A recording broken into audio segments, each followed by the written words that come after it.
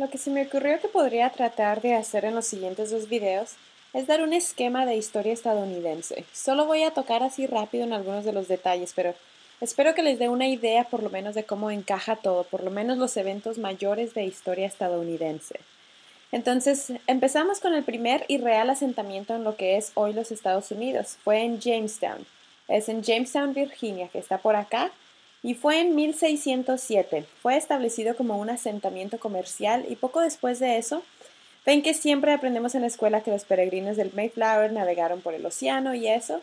Así es que como quien dice, ellos fueron los del siguiente asentamiento mayor en el Nuevo Mundo, o más bien el siguiente asentamiento exitoso inglés, porque obviamente los españoles y los portugueses ya estaban ahí estableciendo el Nuevo Mundo con buen éxito, pero estamos hablando aquí de los asentamientos ingleses. Así es que los peregrinos establecen Plymouth, lo que es ahora Plymouth, Massachusetts, en 1620, y obviamente en 1620 a mediados de los 1700 tuvimos una gran afluencia de gente migrando a todas estas ciudades que se estaban desarrollando. Pero me voy a adelantar hasta mediados del año 1700 y en realidad es bastante tiempo el que me voy aquí a saltar y no voy a proveer ningún detalle durante este tiempo porque en verdad solo me quiero enfocar en los eventos mayores de la historia estadounidense. Así es que este es un periodo de 130 años donde se estaban construyendo más las cosas y desarrollando. Y pues me voy a adelantar al año 1754 porque para este entonces tienes esencialmente toda la costa este de lo que es ahora los Estados Unidos. Estas eran las 13 colonias de los Estados Unidos. Bueno, no de los Estados Unidos todavía. Eran las 13 colonias británicas, pero eran asentamientos ingleses. Y luego si nos vamos poquito al noroeste de ahí, tenemos a todos los asentamientos franceses. Y obviamente todavía en estas partes como en Quebec y Canadá la gente aún habla francés, pero tenemos estos asentamientos franceses acá en esta área por acá arriba. Y no voy a entrar en detalles, pero cada uno de estos puede ser una serie de videos y espero que en un futuro sí haga esta serie de videos.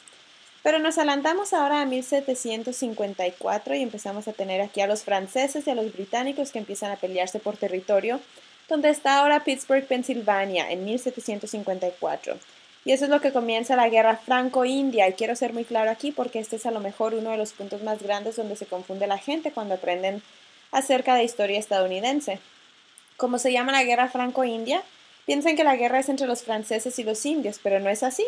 Eran los franceses y los indios en contra de los británicos y los colonos, así es que en esta guerra los británicos y los colonos estaban del mismo lado en contra de los franceses y los indios.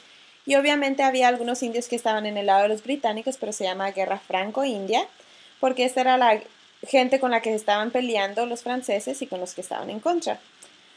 Ahora, si alguien fuera de los Estados Unidos, habla acerca de la guerra franco-india, no le van a llamar la guerra franco-india, sino que en realidad le llaman la guerra de los 7 años, porque eventualmente eso se vuelve un conflicto más grande entre la Gran Bretaña y Francia allá en Europa. Y la guerra franco-india fue en verdad la parte de esa guerra que se desarrolló acá en América del Norte.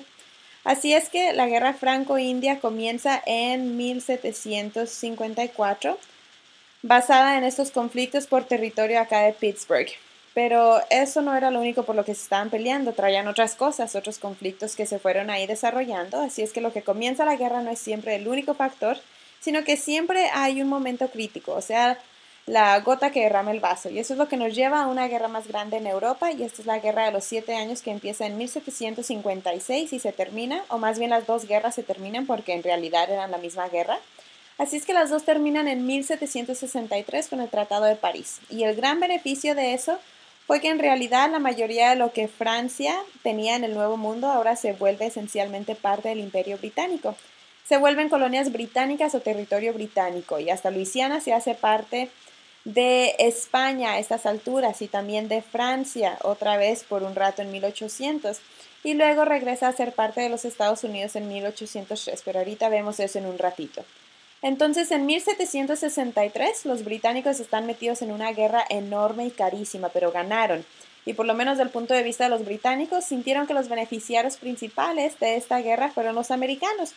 Pudieron obtener todo ese territorio nuevo, toda esta área nueva con la que ahora podían hacer intercambios o en la que posiblemente podrían establecerse.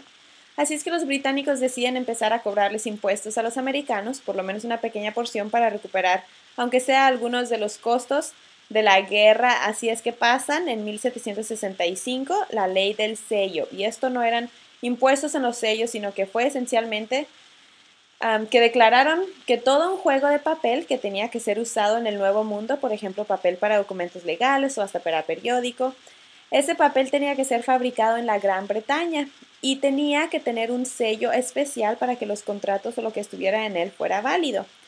Así es que esencialmente había impuestos altísimos en el papel y en documentos, y esencialmente así es como funcionan las sociedades. Era simplemente una forma de sacarles dinero a los colonos a fin de ayudar a pagar algunos de los costos que el imperio sentía que habían causado en nombre de los colonos.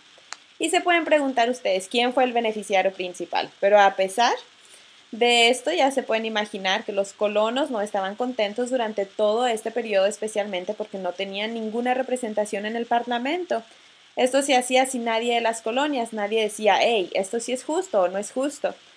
Así es que ahora nos adelantamos a 1773 y tenemos la fiesta del té de Boston, donde tenemos a un montón de gente aquí por diferentes razones. Había 3 barcos en el puerto de Boston llenos de té y el té era propiedad de la Compañía Británica de las Indias Orientales y decían por medio de una protesta y había toda otra serie de actos y otros taxes que andaban ahí para arriba y para abajo, pero como dijimos no vamos a entrar en estos detalles, pero por rebelión tiran todo el té y se visten como indios americanos y tiran el té en el puerto de Boston. Y pues ya se pueden imaginar, ese era pues un acto emocionante ahí para los colonos, pero los británicos no estaban tan contentos que digamos. Y después de eso pasan las leyes intolerables o leyes coercitivas y luego la ley del puerto de Boston. Así es que se empezaron a poner medio tensas ahí las cosas a principios de 1770. Y luego si nos adelantamos a 1775 tenemos esencialmente los primeros conflictos de la guerra revolucionaria de Estados Unidos y vamos a hacer toda una serie de videos sobre toda la revolución. Entonces en 1776 tenemos la Declaración de Independencia y aquí están ellos redactándola y en verdad están diciendo ya fue suficiente, ya fue suficiente Gran Bretaña. Nos estamos declarando ahora como un país independiente y ya no queremos nada de esto, nada de colonias y eso. Así es que hasta 1783 tenemos la revolución de los Estados Unidos y otra vez podemos hacer muchos videos sobre esto, pero solamente voy a repasarlo para que tengan una idea nomás de cuándo sucedió todo y cuándo terminó y luego podemos ver todo más a fondo en el esquema. Entonces, eso termina aquí con el Tratado de París. Los Estados Unidos se vuelven un estado libre y luego nos adelantamos hasta este punto. Los Estados Unidos han sido gobernados por el Congreso y los artículos de la Confederación, pero la Constitución que tenemos ahora fue redactada en 1787. Había sido ratificada en 1788, tenía que ser aprobada por lo menos por 9 estados, así es que eso pasó en 1788 y luego tuvo efecto en 1789. Así es que depende de lo que consideren el nacimiento del país, porque bueno, en verdad nació con la Declaración de Independencia, pero el país en su forma actual, con sus instituciones actuales y su constitución actual empezó en 1789. Y ese también fue el comienzo de los primeros 2 términos de Washington como presidente, y esos terminaron en 1797 y luego John Adams entra aquí en el cuadro. Y la razón por la que puse esto, obviamente este es el único presidente que muestro, es que en realidad era muy importante que haya decidido dejar el cargo después de 2 términos. Era muy popular y si hubiera querido a lo mejor podría haber sido uno de esos personajes que se quedan ahí poquito más tiempo de lo que algunos quisieran. Así es que fue muy bueno que haya puesto el ejemplo de dejar el cargo después de 2 términos y que no estaba ávido de poder. Y nos adelantamos poquito más, ahora hasta 1803, y mencioné que después de la guerra franco-india, lo que es Luisiana, y quiero ser claro, cuando digo Luisiana, Luisiana no es simplemente lo que es ahora el estado actual de Luisiana, sino que es toda esta región que incluye el estado de Luisiana. Pero era todo esto acá arriba, donde actualmente es la frontera de Estados Unidos y Canadá. Y después de la guerra franco-india, todo este negocio pasó a España y luego en 1800 volvió a Francia, pero en 1803 Napoleón tenía mucho de qué preocuparse. Su flota naval había sido destruida, había sufrido muchas derrotas en las islas del Caribe, como quien dice, y particularmente en Haití. Y luego dijo, bueno, pues de todas maneras no voy a poder controlar ese territorio. Así es que se lo vendió a los Estados Unidos, por lo que resultó ser un precio muy, muy barato. Pero no era como si hubiera podido protegerlo de todas maneras. Los Estados Unidos se lo podrían haber quitado también sin que él hubiera podido hacer algo, así es que era mejor que obtuviera un poco de dinero por ello para que pudiera proveer fondos para sus batallas en Europa. Así es que en 1803 los Estados Unidos crecen casi lo doble. Pasó a ser de estos territorios que tenían después de la guerra revolucionaria a toda esta región en 1803. Y luego vamos a adelantarnos ahora un poquito más aquí hasta la guerra de 1812 y esta guerra es muy interesante porque en verdad no hubo ningún resultado serio. Y lo que es interesante es que todo este periodo de tiempo, aún después de la independencia, los británicos continúan atormentando a los Estados Unidos. Continúan armando a indios americanos que se rebelaban o que causaban problemas ahí para los colonizadores. Impresionaban a marineros americanos y cuando digo impresionaban no significa que estaban haciendo algo especial, sino que estaban reclutando forzosamente, o sea, se estaban adueñando de las barcas y se estaban llevando a los marineros y los estaban forzando a ser parte del ejército británico. Así es que estaban haciendo una serie de cosas que en verdad estaban antagonizando a los Estados Unidos. Y en 1812 los Estados Unidos le declara la guerra a Gran Bretaña. Tienes la guerra de 1812 y termina en 1815 con la batalla de Nueva Orleans. Pero no hubo en realidad ninguna transferencia de territorio ni nada así. Pero lo que fue bueno, alguna gente le llama la Segunda Guerra de la Independencia de Estados Unidos, fue que reafirmó que América estaba aquí para quedarse. O más bien debería de decir que Estados Unidos estaba aquí para quedarse, que la revolución no había sido nada más una casualidad que pasó de la noche a la mañana por el país, sino que pudo derrotar otra vez a uno de los más grandes imperios del mundo. Así es que ya está aquí para quedarse como quien dice. Ahora adelantémonos poco más esta parte a la que ahora le llamamos Texas, esta área aquí. Antes era en 1836, era parte de México, pero los mexicanos de hecho alentaron colonizadores de habla inglés. Estos eran colonizadores americanos de habla inglés que se habían establecido muy escasamente, pero muchos de estos colonizadores que hablaban inglés eran dueños de esclavos. Y cuando le seguimos a 1836, este Estado de México y lo que lo gobernaba estaban pensando en terminar la esclavitud. Así es que ya se pueden imaginar que a los colonizadores no les gustó esta idea. Así es que en 1836 tenemos la guerra por la independencia de Texas. Y si se acuerdan, ahí es cuando tenemos eso de recuerden el Álamo y todo eso. Y luego el primer presidente de Texas es Sam Houston y por eso la ciudad de Houston se llama así, Houston. Y ahora nos vamos hasta 1845 y durante todo este periodo tenemos esta doctrina en los Estados Unidos del destino manifiesto que ustedes saben es parte del destino que Dios nos dio como americanos, de que un día vamos a expandir nuestro territorio desde las costas del Atlántico hasta el Pacífico. Así es que mucha gente ya le estaba echando el ojo a mucho del territorio. Y recuerden, todo esto era Texas y México aún lo veía como su territorio, a pesar de que estaba siendo gobernado independientemente por la gente que se llamaba a sí mismos República de Texas. Tenían todo ese territorio, todo este era de México, así es que la gente ya estaban echándole el ojo y diciendo, hey, estaría bien tener un poco de eso, ¿no? Así es que en 1845, y esto era un acuerdo con los colonizadores en Texas, con la República de Texas, Estados Unidos, anexó Texas. Los colonizadores querían que esto pasara, así es que no fue una anexión a fuerzas, pero México no estaba tan contento con esto, porque México aún veía Texas como parte de su territorio y América a cierto grado, o depende de cómo lo veas, parecía que querían provocar a México para que hubiera guerra. Así es que mandan al ejército cerca de la frontera de México, allá está territorio que ustedes saben. Tal vez México tenía más concesión de él, pero ahorita no me voy a poner de ningún lado. Pero parece que sí había ahí instigación y había discusiones de cómo sucedieron en verdad las cosas. Pero en 1846 tenemos de hecho la guerra que empieza entre México y Estados Unidos y para 1848 Estados Unidos básicamente derrota a México y la mayoría de la guerra toma lugar en tierra mexicana y por eso México cede toda esta área. Así es que California y todo el resto de Nevada, Arizona y la parte de Nuevo México que no era todavía parte de Estados Unidos. Y en ese mismo tiempo tienes a los dos, a los británicos y a los americanos, echándole un ojo a ese territorio acá arriba, el territorio de Oregon, que hasta incluía parte de Canadá y eventualmente pudieron resolver eso tranquilamente.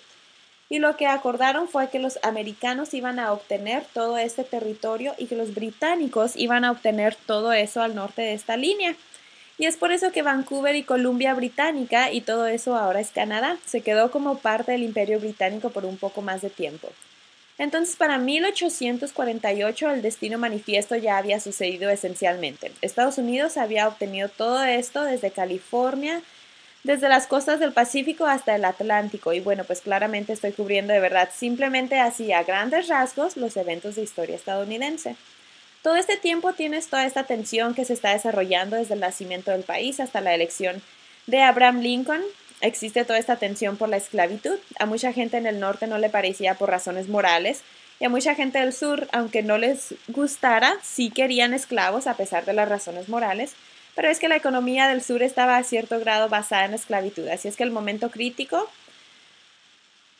sucedió en 1860 más o menos, cuando Abraham Lincoln, quien era muy franco acerca del hecho de que no le gustaba la esclavitud, él quería frenar o parar la difusión de estados donde existía la esclavitud. Y hasta este punto tienes todos estos acuerdos cada vez que un estado venía a la unión, los estados esclavistas querían ser otro estado esclavista, los estados libres querían ser otro estado libre. Así es que siempre había gente ahí compitiendo por ver quién podía tener más estados de su lado. Pero todo esto de proesclavismo y antiesclavismo llegó al momento crítico en 1860, cuando Abraham Lincoln, quien era muy franco acerca de no querer extender la esclavitud, fue elegido y luego muchos de los estados de los que ahora consideramos estados del sur se separaron de la Unión. Y en 1861, en Carolina del Sur, ustedes saben, Carolina del Sur dijo, ya no vamos a ser parte de los Estados Unidos, pero aún había una guarnición militar de los Estados Unidos ahí. Así es que la atacaron y eso fue lo que comenzó la guerra civil. Entonces, durante la guerra civil, que duró hasta 1865, Abraham Lincoln hace la proclamación de la emancipación en 1863, el cual proclama esencialmente que todos los esclavos deben ser liberados, los esclavos que prepararon el camino para la 13ª enmienda a la Constitución. Y luego, desafortunadamente, él se muere 2 meses antes de que se terminara, la guerra civil. Pero en 1865 el sur se rinde o se entrega, así es que no se pueden separar. Y pues esencialmente deja de existir la esclavitud en los Estados Unidos. Pero bueno, ya voy a terminar aquí. Simplemente para darles una idea, aquí está un mapa y el color azul fuerte representa los estados de la Unión, los estados del norte, y el azul bajito representa los territorios que estaban siendo controlados por los estados del norte. Este naranja fuerte son los estados que se separaron de la Unión, la Confederación, y este naranja bajito eran territorios que ahí más o menos controlaban, pero estaban en conflicto, y estos estados en amarillo eran miembros de la Unión. No se separaron de la Unión y no se unieron a la Confederación, pero eran estados esclavistas. Yo creo que lo más fascinante de la guerra civil, aparte del hecho de que terminó la esclavitud en los Estados Unidos, eso fue probablemente lo más grande, pero también fue la guerra más sangrienta que había sucedido en la historia de los Estados Unidos. Durante la guerra civil, estos son en verdad números increíbles. 18% de hombres blancos en el sur, hombres de raza blanca en el sur, murieron. 18%. Casi 1 de cada 5 hombres blancos murieron durante la guerra civil. Y para el norte fue un poquito mejor, fue un 6%, pero aún así, un gran porcentaje de hombres en los Estados Unidos murieron peleando la guerra civil.